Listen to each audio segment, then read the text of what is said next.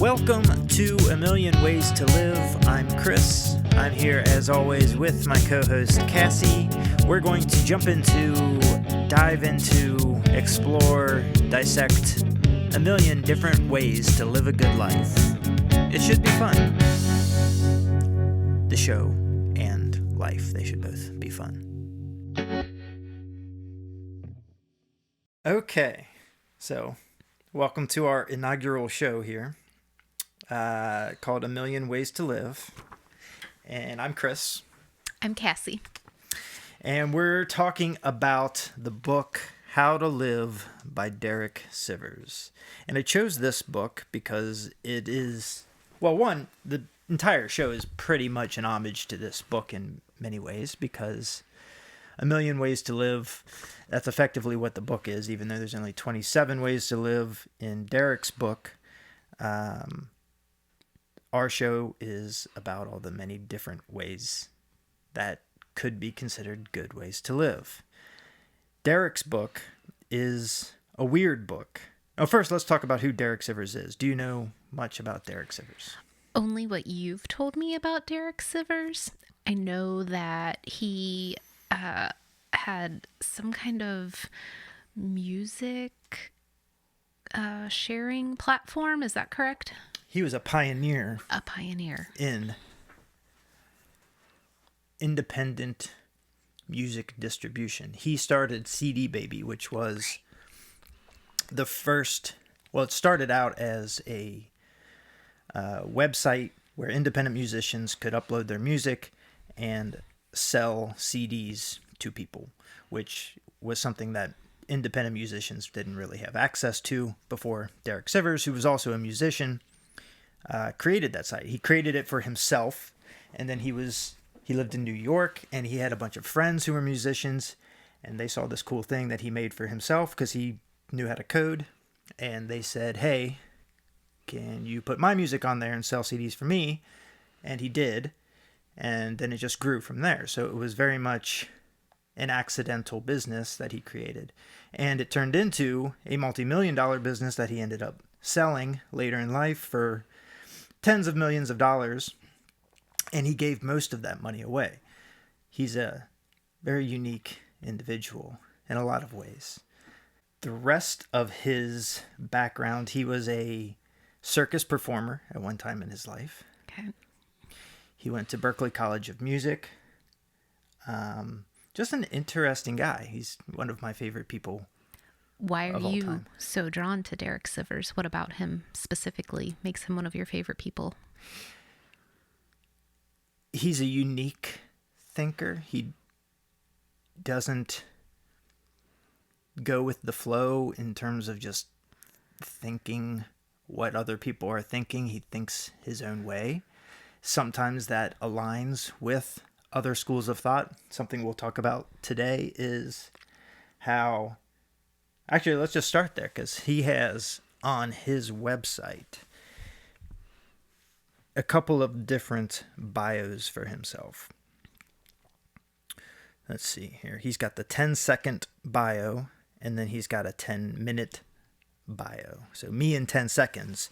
I've been a musician, circus performer, entrepreneur, and TED speaker. I'm a slow thinker, explorer, xenophile, and I love a different point of view. California native, and I now live in New Zealand. His 10-minute bio, which we won't go into the whole thing. He's got a year-by-year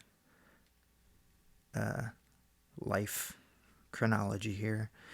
But his life philosophy, since that's pretty much what our show is about, he says, I've always had an uncommon approach to life, mostly shaped by my ambition. But when I read a book on Stoicism, I realized I wasn't so unique. My own self-created philosophy lined up almost exactly with this ancient philosophy. So if you want to know my approach to life, go read these book notes, and he links to some Stoicism books. But especially the biggest point about strengthening yourself for a more difficult future. So he recognizes the same thing that I just pointed out, that he thinks differently, but he's not totally unique. he's not totally unique, which it's hard to be with, the history of billions and billions of people. You tend to align with somebody from some point in history. It's a weird book. It is a weird book. But it's a book I like a lot. I think it's weird for one reason, that I don't know if it is considered a nonfiction book or a fiction book. How would you classify it? More, I guess, nonfiction, self-help type book is where I would categorize it. Nonfiction? Yep. Yes, I would. Like, if I were going to a bookstore and trying to find this book, I would just go to wherever the self-help books were. Not that it's like hardcore self-help, because there is an element of, has to be some sarcasm, I guess, in it. Like, because some of the ways are just not actually attainable, possible ways to live for the vast majority of people. So, but it's makes you look at your life and your choices and think about if you're doing them well, or what you could change or what you could improve upon. So that's why I would say nonfiction, self-help. Yeah, I think it probably is in the nonfiction section, but it could fit also into like the fantasy section effectively, because like you said, some of the chapters, which each chapter is a different way to live, and they're so rigid and so extreme that one can't imagine who could actually follow these to a T to some degree. However, Derek himself is a pretty extreme guy in a lot of ways. For example, he renounced his U.S. citizenship.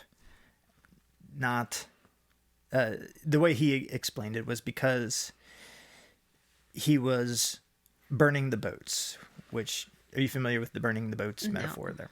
So when he explains it, he draws the distinction between burning a bridge and burning a boat, because he found that a lot of people aren't familiar with this burning your boats metaphor.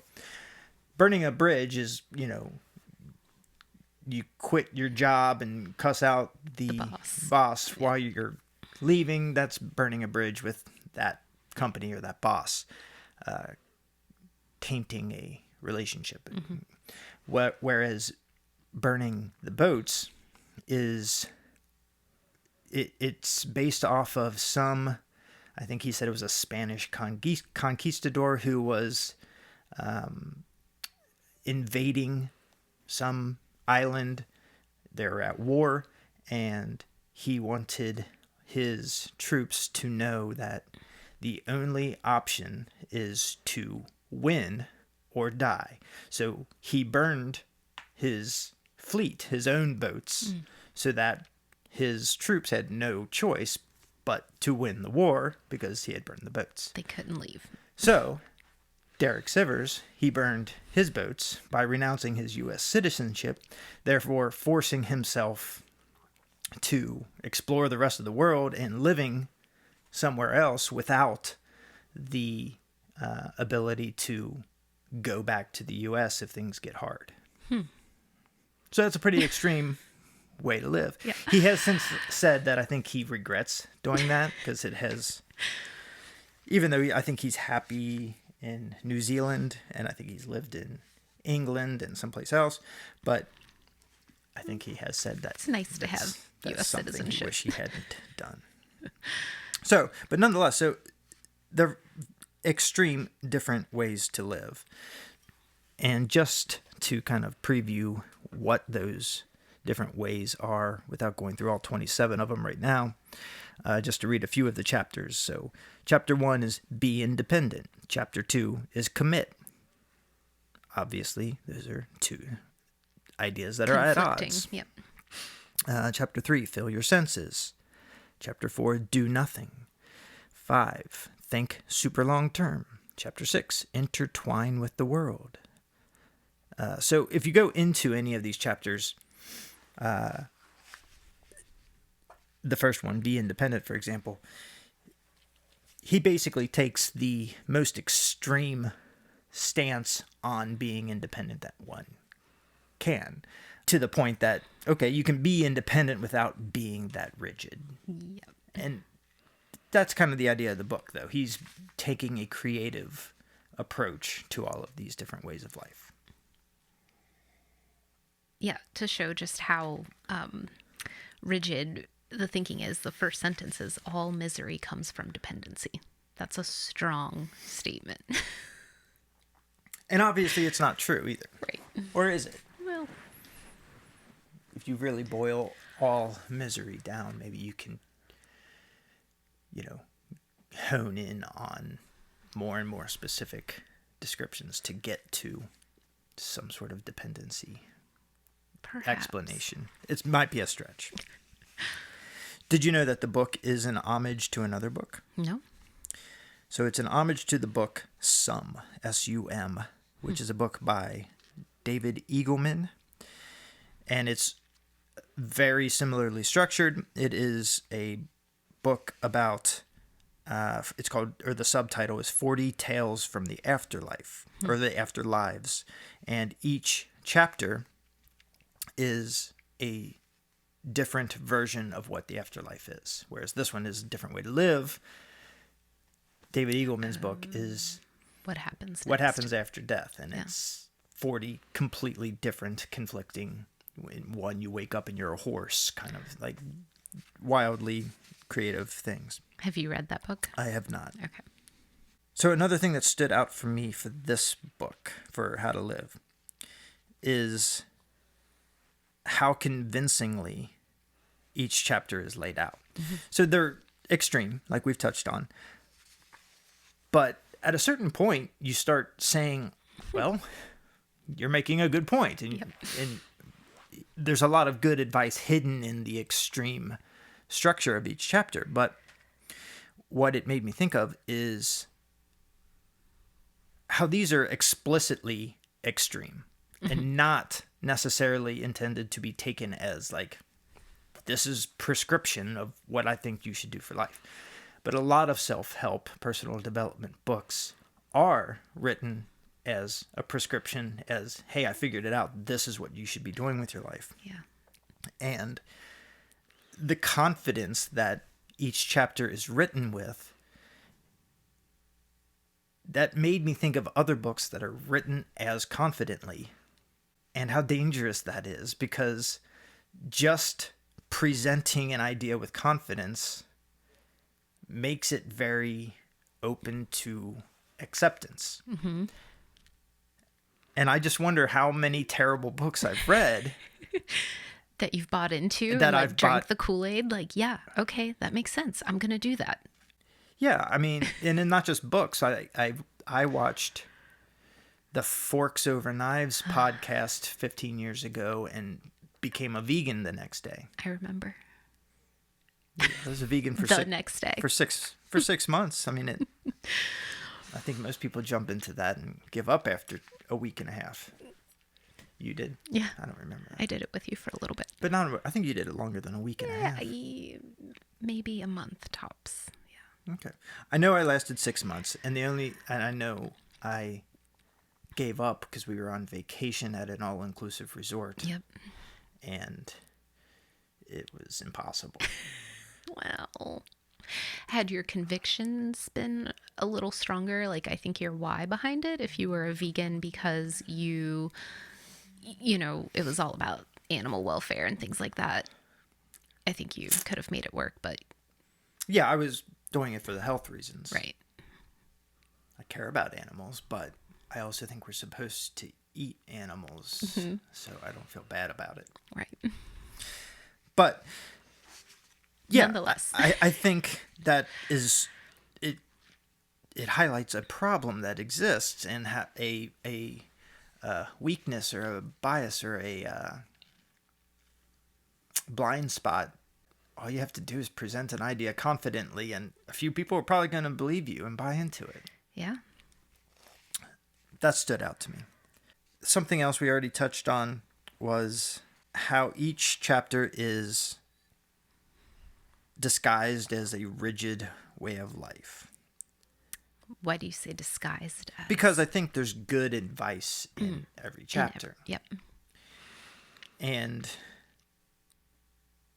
if you take each chapter as general life advice and just remove the, rigid borders, it becomes a different book. Yeah. And I'd be interested to know if Derek thought of it that way, or if he thought of it more as, like we said, a fiction book of just, I'm writing a work of fiction, a fantasy book, effectively. What do you think? I think this is kind of skipping ahead to the conclusion and how I took that, which I don't know if you want to talk about that part yet, but I looked at it as kind of the former of him writing a bunch of good advice and putting the extreme rigid details on it to make it so that you're not looking at life as either or. Like, you don't have to live just for the moment, and you don't have to live just for the extreme future, but it can be both. So that's kind of how I felt after reading the book, was take a little bit from each of these and you'll be set. Like, if you can piece out the extreme stuff that no one would want to do and take just the good advice, like, putting a little bit of money away now for the future, like, and being consistent, things like that. I think that's what you're meant to kind of weed out and see that there's not just one way to live. There's a multitude of ways to live. And if you can discern good advice from bad, you'll have most of the answers. So you think he started with his list of good advice? Yes, that would... Portioned it out into categories and said, okay, these all fit together in the category of independence, or in the category of thinking of the future, or the category of living for others. Yep.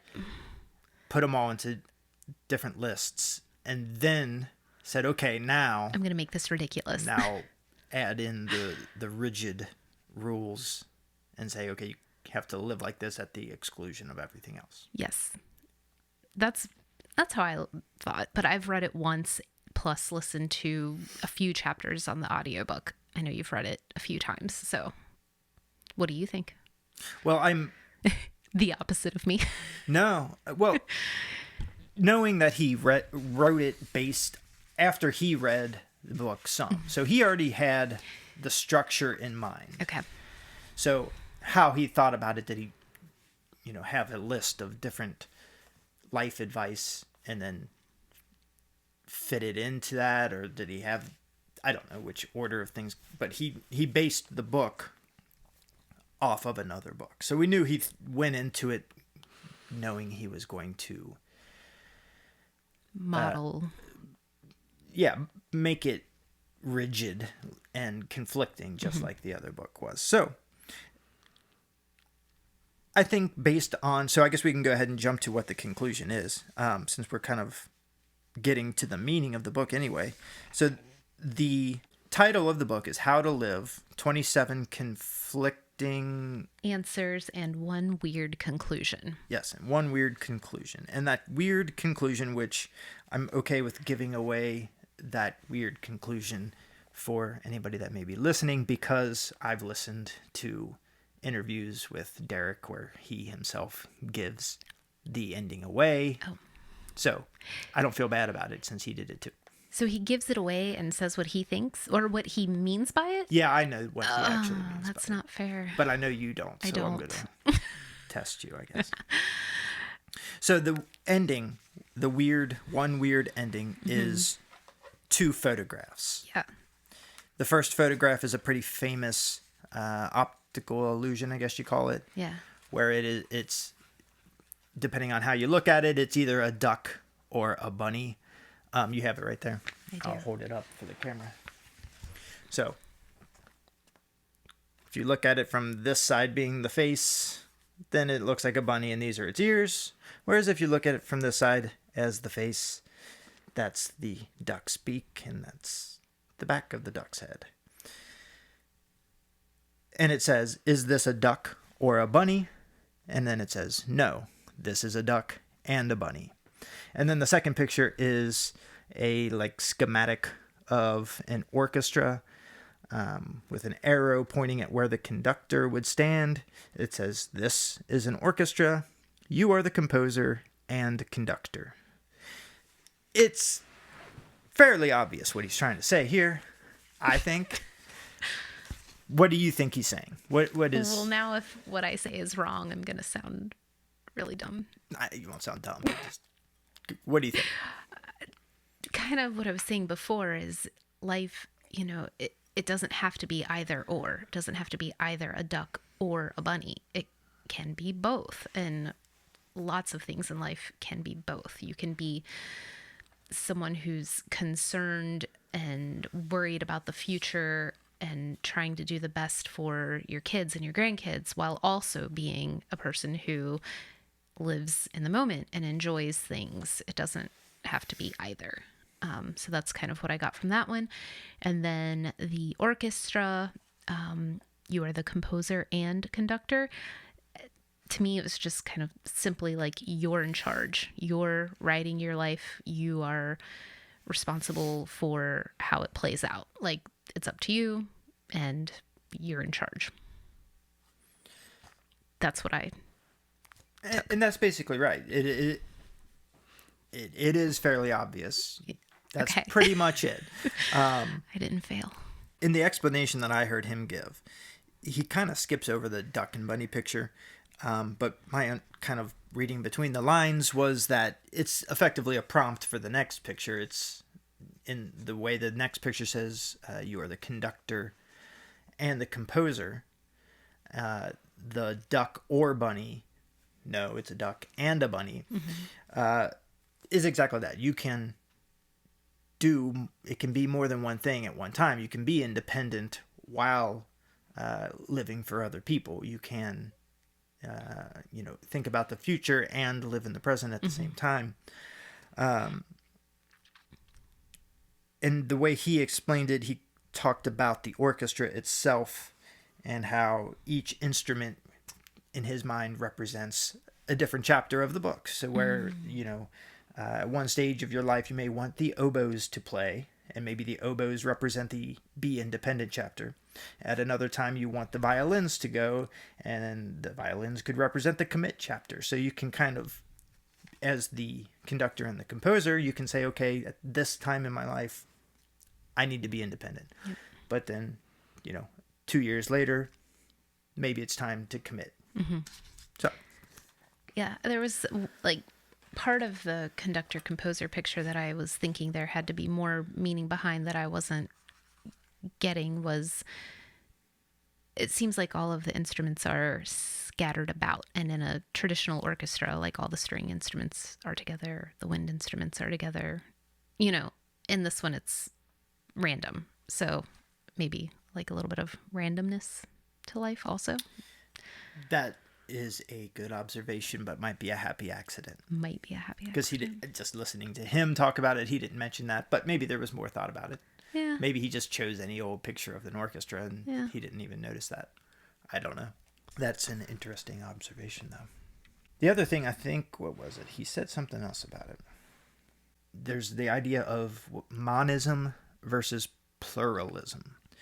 And a lot of people, he says, think about finding a life philosophy as a problem of monism. There's one right way, rather than there could be 1,000 or 1,000,000 or 27 right ways to live. Yeah. And he thinks of that as a problem. There absolutely is more than one right way, and there are different right ways depending on 1,000 criteria, where you are in life, your type, what's your personality, what's your goals, etc. And he gave the metaphor of trying to climb a mountain, which is a common metaphor for, life or goals, etc. And if you imagine you're trying to get to the top of a mountain, and one of the right ways to get to the top of the mountain might be to go down the mountain into a valley, around the cliff, and then continue up the mountain.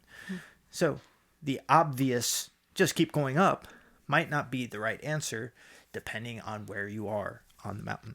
So put that template onto life, and it's a pretty good metaphor for that. Any other thoughts on the weird conclusion? No, I liked it. I think it was a good ending to the book because everything was so different.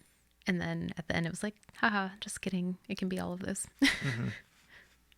All right. If you had to rigidly follow one of Derek's ways of life, so forget the weird conclusion.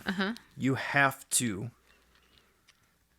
rigidly, without fail, follow one of the 27 ways of life. Yep. Which one would you choose? And why? Well, first, I wanted to see if you had a guess for me. If you had thought about it all, what I would choose. I haven't thought about which one you would choose, and I don't have all 27 in my head. Okay. But I'm glancing at the list. I mean, there's two that stood out to me, and, you know, the one I picked, I'm going to guess is the one you picked. Really? Mm-hmm. Oh, okay. But you first. I wouldn't have thought we would pick the same.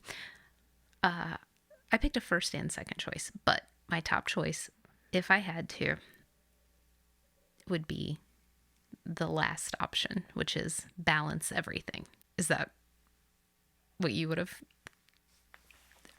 I have a first or second choice as well. Okay. Well, my first is balance everything. My second choice was create memories. So those were my top two. So why did I choose balance everything? I think because that's what I try to do anyway. Like, it's a pretty good approach to life. It is a good approach. You know, it's balancing getting enough sleep, getting enough exercise, eating well, spending time with family, spending time with friends, not spending too much time working. You know, it's drinking all the, junk food, everything, balance, you know, and that's just everything in moderation, including moderation. Right.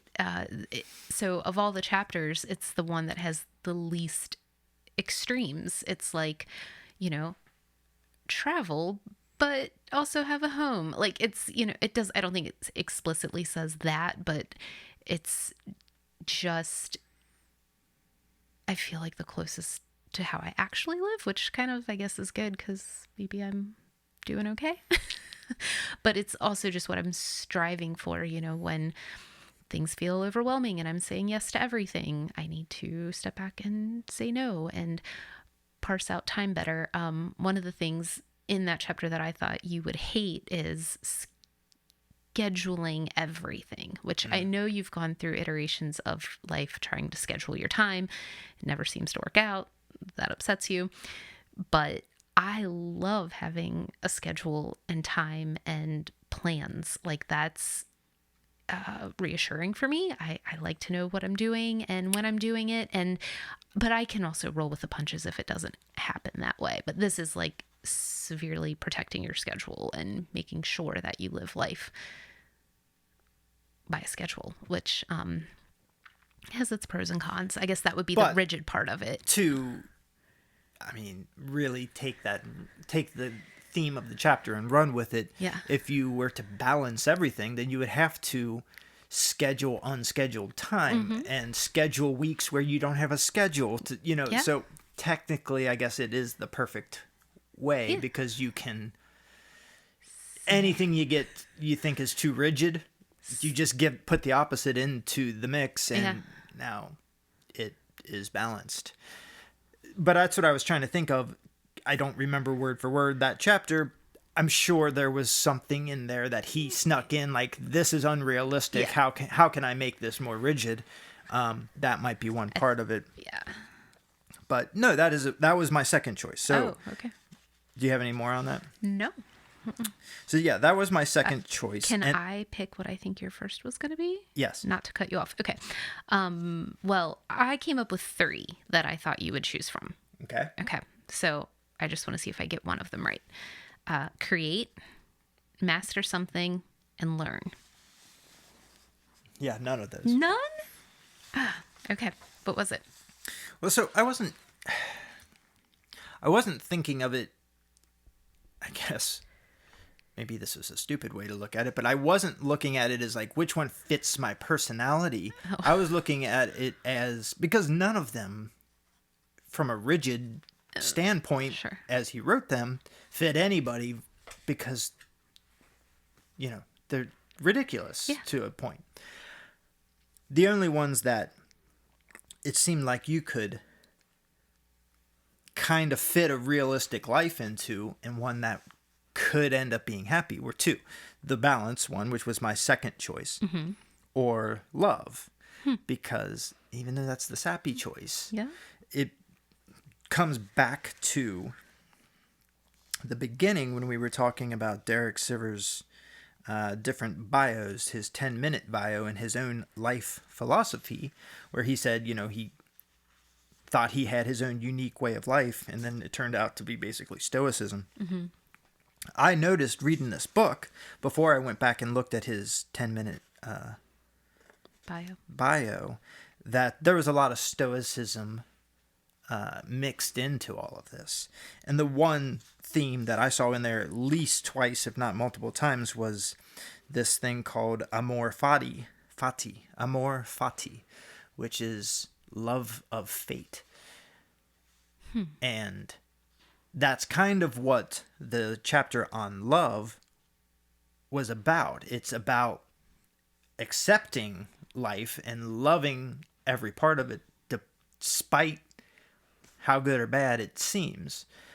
It's just accepting things as they are, which is another big Stoic principle where it's the serenity prayer where God give me the grace to accept the things I cannot change, or something. I don't know it by heart, but yeah, accept the things. I'm looking it up. Okay. God grant me the serenity to accept the things I cannot change, courage to change the things I can, and the wisdom to know the difference. And there's some more, but that was the part I was looking for. Yeah. So that's a big Stoic thing, is to worry about the things that you have control over, or do something about the things that you have control over, and not care about the things that you don't have control over. And the love chapter is effectively that. It's saying, just accept and love your life as it comes, because a lot of it you can't do anything about, so you might as well learn to love it. Yeah. Obviously it goes into loving people and living a life of love, but that seemed to be the chapter that was realistic and likely to have a good outcome without driving yourself insane, like, a lot of the other chapters surely would.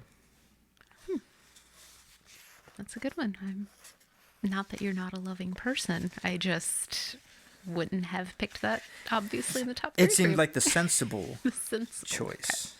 Okay. Yeah. For anyone, not just myself. It seemed like, okay, I have to prescribe one of these to myself and other people. That's the one. Obviously, that's not what the intention was for the book. It's really a fun exploration of different ways to live. Right. And then the end kind of ties it all together. So, super cool book. I really enjoyed it. Yeah. I've read it multiple times. Do you have anything else that you noticed about the book that you wanted to share? No, I think I would like to go through, not with the nice copy, but a printed version, like on paper, and highlight the parts that I want to remember and go back to and put into practice, and try to remember, like, in the love chapter, like accepting things as they come, and just, I think knowing the right time to live in the present, the right time to look forward, making memories. I didn't talk much about that one, but that one was so important to me because I have a bad memory. And so it was like, life can feel really, really short if you don't have a lot of memories to look back on. And I was like, how can I do a better job of documenting, writing down, and making sure that I have good memories. So I would like to kind of just go through and highlight and have a book of actual good advice without the extremes. And there's a lot of it. So yeah, what I did, and I didn't go to every chapter, what I did was I took some of the particularly difficult to follow to a T chapters, the most rigid, unrealistic chapters, such as Be Independent, which the title sounds like it's, oh yeah, be independent. Yeah, that's sure. But when you read through the actual chapter, depend on no one for anything. It's extreme. Most non-psychopaths cannot follow that chapter. Sure. So that one being an example of one of the more rigid chapters, I wrote down good pieces of advice from 6 different chapters? Rigid chapters, not every chapter. Yeah. So I'll read those real quick. So for the first one, Be Independent. This is something that it's an idea that is intriguing to me and that I've thought about before.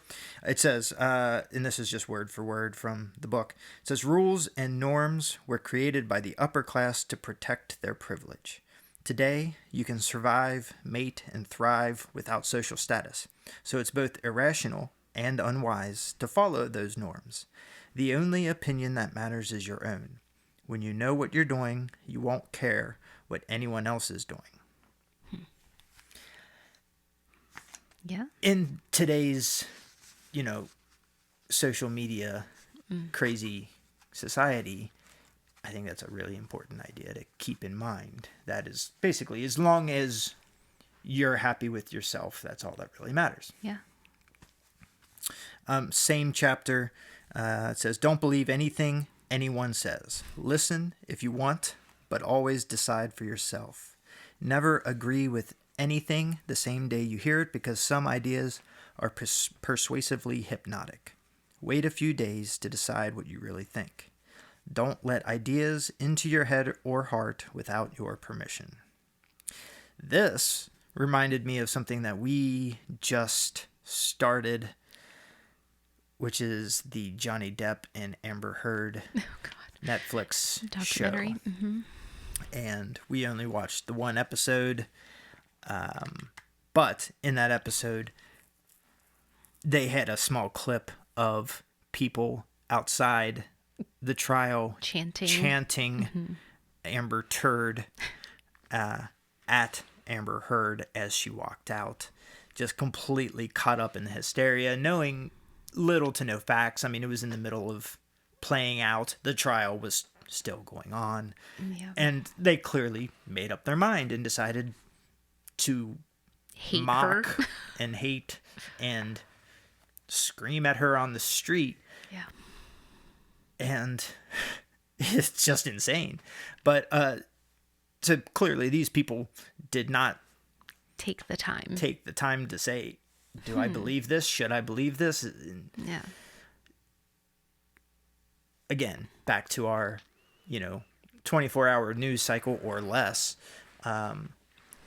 It's easy to just read a headline and then tell it to the next person as fact, let alone reading an entire article and giving it time to say, wait a minute, does this make sense to me? Is it or not? Thinking about things. The old pastime of actually thinking about things.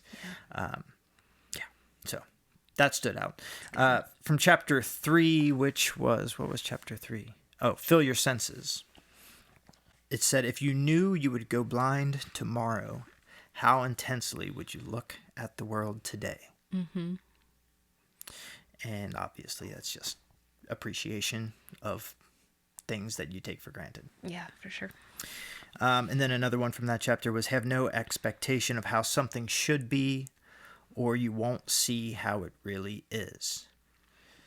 Letting go of expectations to some degree, just... Yeah, letting things play out.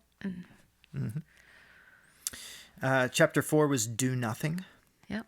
It says, desire nothing was part of the chapter, which comes back to the amor fati, love of fate. If you're just accepting what comes, if you're not desiring one outcome in life, you can strive for something, but accept what it is, because once it's here, you can't change it. You can change Yeah. next thing that comes, but accepting the current reality. Also from the Do Nothing chapter, focus on your internal world, not your external world. When a problem is bothering you, it feels like you need to do something about it. Instead, identify what belief is really the source of your trouble. Replace that belief with one that doesn't bother you, and the problem is solved. I just found that interesting. Yeah. Chapter 11 was Do Whatever You Want Now. And I'm just going to read a quote from that one. It says, most problems are not about the real present moment. They're anxiety, worried that something bad might happen in the future. They're trauma, remembering something bad in the past. But none of them are real. If you stop and look around the room and ask yourself if you have any actual problems right now, the answer is probably no. Unless you're in physical danger or physical pain or danger, the problems were all in your head. Memories and imagined futures are not real. The present moment is real and safe. How does one use that advice on someone when they're having an anxious time without making them feel worse? Well, the one thing I've learned in life is that in the middle of a panic attack or, a stressful or angering, or in the middle of an emotional situation, it's really hard to remind yourself of good advice like this. Okay. You have to keep yourself from getting to the extreme emotional state. And I think maybe reviewing this kind of stuff on a regular basis will trigger it at the outset of a situation, and at a triggering moment, you'll realize that, Wait, this is that situation. There is no actual problem. It's very unpractical right now. But impractical. But yeah, I don't think you can pull out a card in the middle of, you're in traffic and someone cuts you off, and you start cussing at somebody, and you pull out your card and read the Derek Sivers quote. It's probably not going to help. Okay. Maybe it will. Maybe. But I think the idea is to get familiar with them enough that you recognize the situation that matches with the advice at the outset of it, before it fully triggers a super emotional reaction. Okay. Yeah. Chapter 18 was Prepare for the Worst. This is another thing that's just straight from Stoicism. So it says, to appreciate something fully, picture losing it. Imagine losing your freedom, reputation, money, and home. Imagine losing your ability to see, hear, walk, or talk. Imagine the people you love dying tomorrow. Never take them for granted. Sounds super extreme, sounds super dark, but it's apparently effective. From Stoicism, it's called negative visualization. It's exactly that. I mean, that could be in a Stoic book. It's under the title, Here's How to Do Negative Visualization. You just picture losing or not having something that you care deeply about, and it really makes you appreciate that. Yeah. It'd be hard to put yourself through on a daily basis. I mean, maybe try it on something a little less... Not people. Yeah, not... Okay. Yeah. So go with, your house, or Sure. your job, or, money, or some other comfort. Okay. And if you find that effective, then maybe Work you should your try way up. try it on people. Yeah. It is very dark to think about, and I think that's generally the criticism and reason people don't give it a try. But hey, if it works. Right. Chapter 24 was Don't Die. And I wrote a quote from this one. It's a little bit longer. It says, "What do you want out of life? That's hard to answer. What don't you want? That's easy. More than anything, we want a lack of negatives. A life with no pain, no injury, no regrets, and no disaster is a good life. It's easy to find joy in everyday things if you can just avoid the bad. Bad has more power. Insults affect you more than compliments. Injuries affect you more than back rubs. Poison affects you more than medicine. A great relationship or reputation built over years can be destroyed by one bad deed. An otherwise perfect meal can be wrecked by one cockroach on the plate.